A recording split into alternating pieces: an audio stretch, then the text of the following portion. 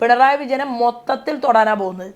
പിണറായി വിജയൻ ആലില് പോലെ വിറച്ചിട്ടാണ് പിരിക്കുന്നത്. മൊത്തത്തിൽ അദ്ദേഹത്തെ തൊടാൻ പോവുകയാണ്. വീണ, ഞാൻ പറയുന്നു മിസ്റ്റർ പിണറായി വിജയൻ, വീണയെ ചോദ്യം ചെയ്യും, വിളിപ്പിക്കും. കമല വയസ്സുകാലത്ത് കമലയെടുത്തി ചോദ്യം ചെയ്യലിന് വിധേയയാക്കപ്പെടും. ഒരു തർക്കവും വേണ്ട. നിങ്ങളുടെ മകനെ വിളിപ്പിക്കും. നിങ്ങളുടെ മകൻ ക്യാമറ വിവാദവുമായി ബന്ധപ്പെട്ടുകൊണ്ട് അറിയപ്പെടുന്ന ഒരു വലിയ വമ്പൻ മുതലാളിയുടെ വീട്ടിലാണ് നിങ്ങളുടെ മകൻ രക്ഷപ്പെടാനുള്ള ചർച്ചകൾ നടത്തിയത്. എന്തുണ്ടാക്കാനാണ് പിണറായി വിജയനെ കമലയിടത്തെയും കൂടിയിട്ട് ഈ കറങ്ങി നടന്നത്? ഇത്രയും ലക്ഷക്കണക്കിന് രൂപ, കോടിക്കണക്കിന് രൂപ ചെലവഴിച്ചുകൊണ്ട് നിങ്ങൾ പോകുന്നത് നിങ്ങളുടെ മക്കളുടെ ബിസിനസ് സാമ്രാജ്യത്തെ വർദ്ധിപ്പിക്കാൻ വേണ്ടിയിട്ടാണ്. ആ ബിസിനസ് സാമ്രാജ്യത്തെ വർദ്ധിപ്പിക്കാൻ വേണ്ടി നിങ്ങൾ നടത്തുന്ന ഓരോ കരുനീക്കങ്ങളും ദേശീയ ഏജൻസി മുൻപാകെ നിങ്ങൾ എണ്ണി എണ്ണി പറയേണ്ട ഒരു സാഹചര്യം ഉണ്ടാകും. അതിന് നിങ്ങൾ ആരെ വിലക്കെടുത്തിട്ടും കാര്യമില്ല എന്ന് ഈ സമയത്ത് ഞാൻ പറയാൻ ആഗ്രഹിക്കുന്നു.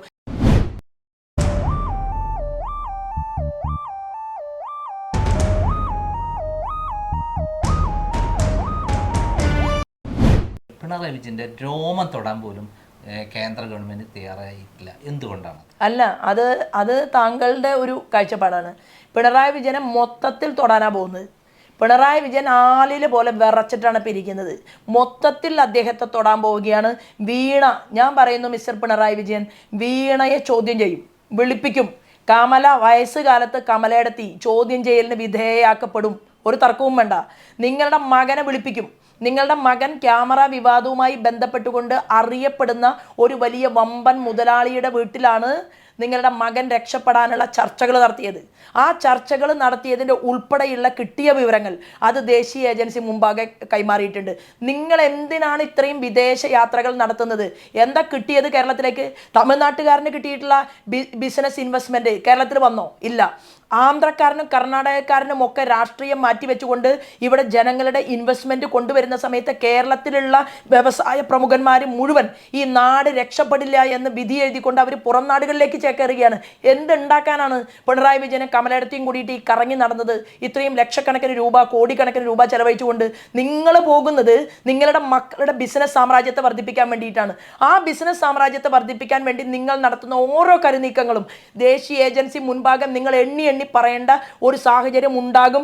അതിന് നിങ്ങൾ ആരെ വിലക്കെടുത്തിട്ടും കാര്യമില്ല എന്ന് ഈ സമയത്ത് ഞാൻ പറയാൻ ആഗ്രഹിക്കുന്നു. നിങ്ങൾ എന്നെ തകർക്കാൻ, അതായത് പിണറായി വിജയന്റെയും അതുപോലെ തന്നെ ചില ലോബികളുടെയും പ്രവർത്തന ഫലമായിട്ട് കഴക്കൂട്ടം തെരഞ്ഞെടുപ്പ് സമയത്ത് ഒരു റോഡ് സൈഡിൽ 20 ലക്ഷം രൂപ വില വരുന്ന ഒരു ഭൂമി എനിക്കുണ്ട് എന്ന് പറഞ്ഞ് ക്രൈമിന് നിങ്ങളൊരു കള്ള ആധാരം, ഡ്യൂപ്ലിക്കേറ്റ് ആധാരത്തിന്റെ കോപ്പി ഉണ്ടാക്കി ക്രൈമിന്റെ ഇദ്ദേഹത്തിന് ശ്രീമാൻ നന്ദകുമാറിനെ നിങ്ങളെ ഏൽപ്പിച്ചു.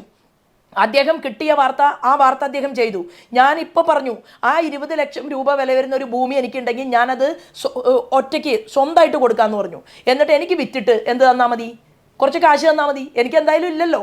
ദേശീയ പാതയോരത്ത് എനിക്ക് അങ്ങനെ ഒരു ഭൂമിയില്ല. ഒരു 800 സ്ക്വയർ ഫീറ്റ് വീട്ടിലാണ് എൻ്റെ 90 വയസ്സ് കഴിഞ്ഞ അമ്മ ജീവിക്കുന്നത്. എൻ്റെ ചേച്ചി കൂലിപ്പണിക്ക് പോവാണ്. അവരെ മുഴുവൻ കാണാൻ പറഞ്ഞു. എൻ്റെ മക്കൾ HR MBA കഴിഞ്ഞ കുട്ടിയുണ്ട് എൻ്റെ വീട്ടിൽ. എൻ്റെ ബന്ധുവിന്, എൻ്റെ ചേട്ടൻ്റെ മകന് ഒരു ജോലി ഞാൻ ഒരാളുടെ കാലം പിടിച്ച് റെക്കമെൻഡ് ചെയ്ത് വാങ്ങി കൊടുത്തിട്ടില്ല. എൻ്റെ മകൻ MSc മാത്സ് കഴിഞ്ഞൊരു കുട്ടിയുണ്ട്, അവനൊരു ജോലി വാങ്ങി കൊടുത്തിട്ടില്ല. എൻ്റെ കുടുംബത്തിൽ ഒരാൾക്കും എന്നെ കൊണ്ട് ഒരു ഉപകാരവും കിട്ടിയിട്ടില്ല. ഞാൻ പറഞ്ഞു, നന്ദേട്ടനൊന്ന് ചെല്ലൂ, എൻ്റെ വീട്ടിൽ പോവും, അവിടെ എൻ്റെ ബന്ധുക്കളോട് ചോദിക്കും ഞാൻ എന്താണ് വീട്ടുകാർക്ക് വേണ്ടി ചെയ്തിട്ടുള്ളത്. ഒരു കാര്യം ചെയ്തിട്ടില്ല. എൻ്റെ 2 മക്കളുണ്ടായി. ഈ 2 മക്കൾക്ക് ഒരു സീറ്റിന് വേണ്ടിയിട്ടോ ഒരു ജോലിക്ക് വേണ്ടിയിട്ടോ എനിക്ക് ആരുടെ മുന്നിലും തലകുനിക്കേണ്ട അവസ്ഥ എൻ്റെ ഈശ്വരൻ വരുത്തിയില്ല. എൻ്റെ സുപ്രീം കോടതി എന്ന് പറയുന്നത് ഗുരുവായൂരപ്പനാണ്. ആ ഗുരുവായൂരപ്പനാണ് എൻ്റെ ജീവിതം തീരുമാനിക്കുന്നതെന്ന് വിശ്വസിക്കുന്ന ഒരാളാണ് ഞാൻ. അതിൽ എൻ്റെ 2 കുട്ടികൾ, എനിക്ക് അഭിമാനമുണ്ട്.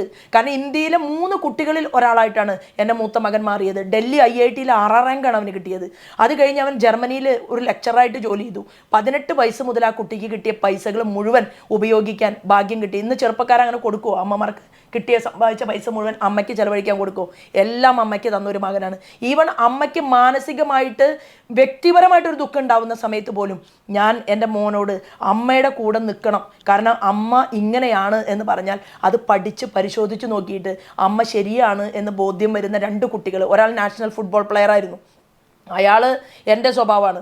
കാരണം അയാൾ പറയുന്നത് 100-ൽ 100 മാർക്ക് വാങ്ങലല്ല. യദുലാൽ കൃഷ്ണ എന്നാണ് അവൻ്റെ പേര്. അവൻ പറയുന്നത് ചേട്ടൻ നന്നായി പഠിച്ചിട്ടുണ്ടല്ലോ, ചേട്ടൻ ഇപ്പോൾ അമേരിക്കയിലാണ് ഉള്ളത്. കാരണം പബ്ലിക് പോളിസി പഠിക്കാൻ ശശി തരൂരിന് ശേഷം അവസരം കിട്ടിയിട്ടുള്ള ഒരു കുട്ടിയാണ്, ശാസ്ത്രജ്ഞനാണ്, സയൻറ്റിസ്റ്റാണ്. അപ്പോൾ ഈ കുട്ടി പറഞ്ഞത് അമ്മയ്ക്ക് ഇടയ്ക്ക് കാണാനൊരു മകൻ വേണ്ടേ, അപ്പോൾ അതുകൊണ്ട് 100-ൽ 96 മാർക്ക് കിട്ടിയിട്ട് ഞാൻ പറയും മോനെ എന്താ മോൻ ചേട്ടൻ്റെ എന്ത് സ്കൂൾ ഫസ്റ്റ് ആവാഞ്ഞെന്ന് ചോദിക്കുമ്പോൾ അവൻ പറയും ചന്ദ്രൻ്റെ സമയത്തും സൂര്യൻ്റെ സമയത്ത് അമ്മ പ്രകാശിക്കാൻ പറ്റുള്ളൂ എന്ന് പറഞ്ഞ് എന്നെ ഇരുത്തിയിട്ടുള്ള മകനാണ്. അപ്പോൾ എനിക്ക് അവനെക്കുറിച്ച് ആലോചിക്കുമ്പോൾ ഇടയ്ക്ക് ഭയങ്കര തമാശയാണ് തോന്നുക. കാരണം ചെറുപ്പത്തിൽ തന്നെ വീട്ടിൽ എന്തെങ്കിലും ഒരു സാധനം വാങ്ങി വെച്ചിട്ടുണ്ടെങ്കിൽ അതെല്ലാം കൊണ്ടുപോയി ഒരു 12ഓളം കൂട്ടുകാരുണ്ടാവും. അപ്പം ഞാൻ ഇന്ന് വാങ്ങിയ സാധനം നാളെ കണ്ടില്ല.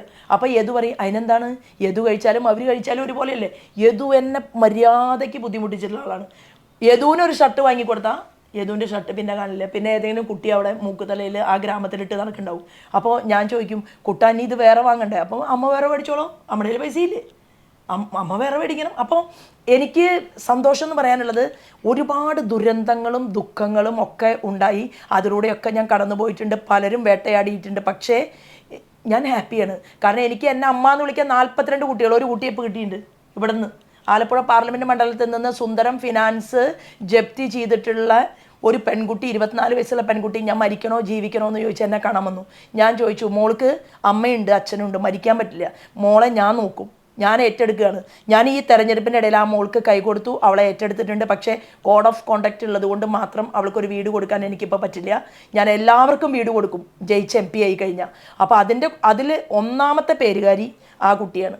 രണ്ടാമത്തെ പേര് ആരിഫിൻ്റെ വീടിൻ്റെ തൊട്ടടുത്തുള്ള ഒരു സ്ത്രീയാണ്. അവർക്കുള്ളത് ചെറിയൊരു ഭൂമിയാണ്. അത് ആരിഫും അവിടുത്തെ മുനിസിപ്പാലിറ്റിയുടെ മാർക്സിസ്റ്റ് പാർട്ടിയുടെ വലിയ നേതാവും കൂടിയിട്ട് ഈ സ്ത്രീയോട് ആ സ്ഥലത്തിന് ഞങ്ങൾ പൈസ തരാം, നിങ്ങൾ ആ സ്ഥലം വിട്ട് പോകണം എന്ന് പറയാണ്. ആ സ്ത്രീ വന്ന് കരഞ്ഞു. ഞങ്ങളുടെ കയ്യിൽ വിഷ്വലുണ്ട്. ആ വീട്ടിൽ ഞാൻ ചെന്നു, പ്രായപൂർത്തിയായ മകളുണ്ട്. ഞാൻ ആ സ്ത്രീയോടും പറഞ്ഞിട്ടുണ്ട് എഴുതി വെച്ചോളൂ, ഇതെൻ്റെ മകൻ ചെയ്തോളും എന്ന് പറഞ്ഞു. അതൊരു വീഡിയോ, ഞാൻ ആരും ഇത് മൊബൈലിൽ പിടിക്കുന്നുണ്ടെന്ന് അറിഞ്ഞിട്ട് പറഞ്ഞതല്ല, എനിക്കത് അങ്ങനെ താല്പര്യമില്ല. ഞാൻ എൻ്റെ കൂടെ പരമാവധി മാധ്യമങ്ങൾ എന്താണ് ഒരാളോട് നമ്മൾ പേഴ്സണലായിട്ട് കാര്യം പറയുമ്പോൾ അവിടെ വരുന്നത് തന്നെ എനിക്ക് വിഷമാണ്.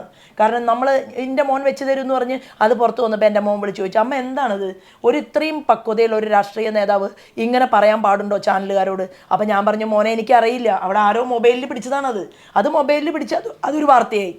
ആരോ എന്നോട് ചോദിച്ചു ശോഭ, അതായത് ശോഭാ സുരേന്ദ്രന്റെ മനസ്സിൽ ഒന്നും നിൽക്കില്ല, എല്ലാം സുതാര്യമാണ്. അല്ല ഞാനിത് എന്തെങ്കിലും അഭിനയിച്ചിട്ടല്ലല്ലോ ചെയ്യുന്നത്, ഞാൻ ഒറിജിനലായിട്ടാണ് പറയുന്നത്. ഞാനിപ്പോൾ ഒരാളെ എന്നോട് വന്ന് ചോദിച്ചു ശോഭാ സുരേന്ദ്രൻ നിങ്ങളുടെ നാളെന്താണ്, അപ്പോൾ ഞാൻ എൻ്റെ നാൾ പറഞ്ഞു, ജനിച്ച സമയം എന്താണ്, ഞാൻ പറഞ്ഞു അന്നത്തെ കാലത്ത് ജാതകം എഴുതാനൊന്നും, കാരണം പ്രസവം നടക്കുമ്പോൾ തന്നെ കുട്ടി വേണോ അമ്മ വേണോ എന്ന് ചോദിക്കുക, വീട്ടിലാണ് പ്രസവം നടക്കുന്നത്. അപ്പോൾ എല്ലാവരും പ്രാർത്ഥിക്കുകയാണ് ഞങ്ങൾക്ക് ഞങ്ങളുടെ അമ്മേനെ മതി, കുട്ടി മരിച്ചാലും കുഴപ്പമില്ല എന്ന്. കാരണം അമ്മയായിട്ടാണല്ലോ അവർക്ക് അറ്റാച്ച്മെൻറ്റ്. എൻ്റെ മൂത്ത ചേച്ചിമാരോടൊക്കെ ഞാൻ ഇപ്പോഴും പറയും ഞാൻ മരിക്കണം എന്ന് പറഞ്ഞിട്ടുണ്ടായ കുട്ടിയല്ലേ എന്ന് ഞാൻ ഇടയ്ക്ക് ഇപ്പോൾ തമാശയായിട്ട് അവരോട് ചോദിക്കും. നേരത്തെ പറഞ്ഞതിനൊരു അതായത് ഞാൻ വിശ്വസിക്കുന്നില്ല എൻ്റെ പാർട്ടിയുമായി ബന്ധപ്പെട്ട ആളുകളായി നടിച്ചുകൊണ്ട് ചില ആളുകൾ വന്നതായിരിക്കാനാണ് സാധ്യത. കാരണം മാർക്സിസ്റ്റ് പാർട്ടിക്കാണ് എന്നെ തകർക്കാനുള്ള ഏറ്റവും വലിയ ടാർഗറ്റ് അവരാണ് മനസ്സിൽ വിചാരിച്ച് വെച്ചിട്ടുള്ളത്. അതുകൂടാതെ ഇപ്പം ഇത്തരത്തിലുള്ള ഒരു വ്യാജമായിട്ടുള്ള സാധനങ്ങൾ നിർമ്മിക്കാൻ ഇപ്പോൾ കഴിഞ്ഞ ദിവസം ഞാൻ എൻ്റെ ശ്രദ്ധയിൽപ്പെട്ടത് മമ്മൂട്ടി BJPക്ക് വേണ്ടി വോട്ട് ചോദിക്കുകയാണ് മമ്മൂട്ടിയുടെ ശബ്ദത്തിൽ. അപ്പം മമ്മൂട്ടിയുടെ ശബ്ദത്തിൽ BJPക്ക് വേണ്ടി മമ്മൂട്ടി എവിടെയും വോട്ട് ചോദിച്ചിട്ടില്ല, പക്ഷെ ആ മൊഡ്യൂളിനെ ക്രിയേറ്റ് ചെയ്തിട്ടുണ്ട്. അപ്പോൾ ഇതിന് എത്ര പൈസ വേണമെങ്കിലും ശോഭാ സുരേന്ദ്രൻ എന്ന് പറയുന്ന ഒരു പൊളിറ്റിക്കൽ ലീഡറെ തകർക്കാനും നശിപ്പിക്കാനുമായിട്ട് ഇവിടെ ഇൻവെസ്റ്റ് ചെയ്യാനുള്ള, അതായത് അതിന് ഒരു ഓഡിയോ കറക്റ്റ് ചെയ്യാനും അല്ലെങ്കിൽ എന്തെങ്കിലും ഒരു വ്യാജമായിട്ടുള്ള സംഭവങ്ങൾ ഉണ്ടാക്കാനും ഒക്കെ ശ്രമിച്ചവരുണ്ട്. അതായത് ശോഭാ സുരേന്ദ്രന് മാർക്സിസ്റ്റ് പാർട്ടിയിലേക്ക് പോകണമെങ്കിൽ TG നന്ദകുമാറിൻ്റെ ഒരു തീട്ടൂരവും വേണ്ട.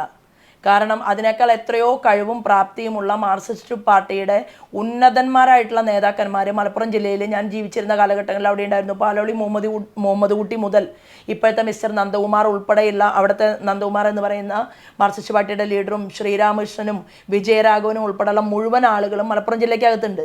പക്ഷേ ഈ പറഞ്ഞ നന്ദകുമാറാണ് മാർക്സിസ്റ്റ് പാർട്ടിയെ രണ്ടാക്കി പിളർത്താമെന്നും അതിലൊരു പ്രമുഖനായിട്ടുള്ള നേതാവിനെ BJPക്കകത്തേക്ക് കൊണ്ടുവന്ന് തരാമെന്നും പറഞ്ഞ് ആ പ്രമുഖനായിട്ടുള്ള നേതാവിന് അദ്ദേഹത്തിൻ്റെ തന്നെ അമ്പലത്തിൽ കൊണ്ടുവന്നിരുത്തി ശോഭാ സുരേന്ദ്രനെയും വിളിച്ചു വരുത്തിയിട്ടുള്ളത് ആ പാർട്ടിയെ പിളർത്തി തരാമെന്ന് പറഞ്ഞിട്ടാണ്. ഞാൻ ആണ് അഖിലേന്ത്യാ തലത്തിൽ ശ്രീമാൻ അമിത്ഷാജി നിയോഗിച്ചിട്ടുള്ള ഒരു വ്യക്തിയാണ് ഞാൻ. എന്തിന്? ഈ പാർട്ടിയിലേക്ക് പുതിയ പുതിയ ആളുകളെ റിസീവ് ചെയ്ത് കൊണ്ടുവരാനുള്ള ബാധ്യതപ്പെട്ട ആളാണ് ഞാൻ. അല്ലാതെ മിസ്റ്റർ മറ്റേ അല്ല അതെ ഞാൻ പറയട്ടെ, മറ്റേ എന്താണ് TG നന്ദകുമാർ, ഈ TG നന്ദകുമാറിനെ അറിയപ്പെടുന്നത് ദല്ലാൽ നന്ദകുമാർ എന്നാണ്. ഈ ദല്ലാൽ നന്ദകുമാർ അല്ല, ഏത് വ്യക്തിയിലൂടെയും ഏത് പ്രഗത്ഭനായിട്ടുള്ള ആളെ പ്രസ്ഥാനത്തിനകത്തേക്ക് കിട്ടാനുള്ള ആദ്യത്തെ ഒരു സൂചന വന്നാൽ അത് ഇൻട്രാക്ട് ചെയ്യാൻ വേണ്ടി ഡൽഹിയിൽ എനിക്ക് സംവിധാനമുണ്ട്. ഞാൻ 5 പേരിൽ ഒരാളായിരുന്നു. അമിത്ഷാജി നിയോഗിച്ച മെമ്പർഷിപ്പ് ഡ്രൈവ് ഓൾ ഇന്ത്യ കൺവീനറാണ് ഞാൻ. എനിക്ക് BJPയിലേക്ക് ആര് വരാൻ തീരുമാനിച്ചാലും അവരെ രഹസ്യമായിട്ട് പോയി കാണാനും സംസാരിക്കാനുമുള്ള അനുവാദം ആരാധ്യനായിട്ടുള്ള ശ്രീമാൻ അമിത്ഷാജി എനിക്ക് നൽകിയിട്ടുണ്ട്. അത് ഇന്നത്തെ കഥയല്ല അദ്ദേഹം പറയുന്നത്, വർഷങ്ങൾക്ക് മുമ്പുള്ള കഥയാണ്. പക്ഷേ ആ വ്യക്തിയുടെ പിറകിൽ ഞാൻ പരിശോധന നടത്തിയപ്പോഴാണ് എനിക്ക് മനസ്സിലായത് വലിയ രഹസ്യങ്ങളുടെ ഉള്ളറകൾക്കുള്ളിലൂടെ യാത്ര ചെയ്യുന്ന ചില വ്യക്തിത്വങ്ങളുമായിട്ടാണ് അദ്ദേഹത്തിന് ബന്ധം പുലർത്തിയിട്ടുള്ളത്. അതുകൊണ്ട് എനിക്കിപ്പോൾ തൽക്കാലം അത്രേ അതിനെക്കുറിച്ച് പറയാനുള്ളൂ. എൻ്റെ പാർട്ടിയിലേക്ക് ഇങ്ങോട്ട് വരാനാണ്, അല്ലാതെ ശോഭാ സുരേന്ദ്രൻ ആരുടെയെങ്കിലും തലകുനിച്ച് മാർക്സിസ്റ്റ് പാർട്ടിയിലേക്ക് പോകണമെന്നുണ്ടെങ്കിൽ അതിനൊന്നും ഈ നന്ദകുമാറിൻ്റെ ഒരു ശുപാർശയുടെയും ആവശ്യം എനിക്കില്ല. എനിക്കതിൻ്റെ ആവശ്യമില്ല. കാരണം അത് ഈ ജന്മത്ത് ആര് തപസ്സിരുന്നാലും നടക്കാൻ പോകുന്ന കാര്യമല്ല.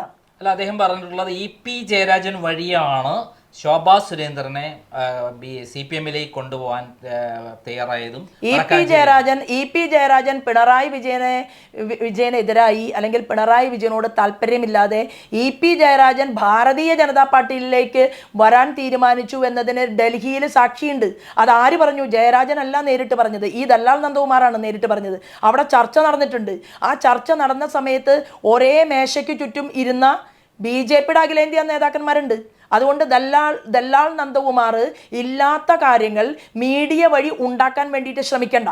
അതിൻ്റെ പിറകിൽ ആരെങ്കിലും പ്രവർത്തിക്കുന്നുണ്ടെങ്കിൽ ആ പരിപാടി നിർത്തുന്നതായിരിക്കും അദ്ദേഹത്തിന് നല്ലത്. കൂടുതൽ കാര്യങ്ങൾ ഞാൻ പിന്നീട് പറയുന്നതായിരിക്കും. അല്ല, ഞാൻ അതിനെക്കുറിച്ച് കൂടുതലൊന്നും പറയുന്നില്ല. അത് EP ജയരാജൻ എന്ന് പറയുന്ന വ്യക്തിയെ വളരെ തന്ത്രപൂർവം പല കാര്യങ്ങളിലൂടെയും ചതിച്ചുകൊണ്ടാണോ ദല്ലാൽ നന്ദകുമാർ മുന്നോട്ട് പോകുന്നത് എന്ന് ചിന്തിക്കേണ്ടത് EP ജയരാജനാണ്. അത് ശോഭാ സുരേന്ദ്രൻ്റെ പണിയല്ല. ശോഭാ സുരേന്ദ്രൻ ഒരു മാർക്സിസ്റ്റ് പാർട്ടിയുടെ നേതാവിനെയും അരികിൽ അങ്ങോട്ടേക്ക് ചെന്ന് ശോഭാ സുരേന്ദ്രന് മാർക്സിസ്റ്റ് ആവണം എന്ന് പറയുമെന്ന് തലയ്ക്കകത്ത് ആൾതാമസമുള്ള ഒരാൾ പോലും ചിന്തിക്കില്ല. അങ്ങനെ വല്ല സ്വപ്നങ്ങളും അവരൊക്കെ കണ്ടിട്ടുണ്ടാവും. ആ സ്വപ്നം കണ്ട ആളുകൾക്ക് സ്വപ്നവുമായിട്ടിരിക്കാം. പക്ഷെ ഒരു കാര്യമുണ്ട്, ഇല്ലാത്ത കാര്യങ്ങളുമായിട്ട് രംഗത്ത് വന്നാൽ ആ വരുന്ന ആളുകൾക്കെതിരെ എന്തെല്ലാം നടപടിക്രമങ്ങൾ എടുക്കാൻ സാധിക്കും എന്നതിനെക്കുറിച്ച് എനിക്ക് നല്ല ബോധ്യത്തോടു കൂടി തന്നെയാണ് ഇരിക്കുന്നത്. ഇനിയൊരു വേട്ടയാടൽ അത് ഞാൻ വെച്ചു പൊറുപ്പിക്കില്ല.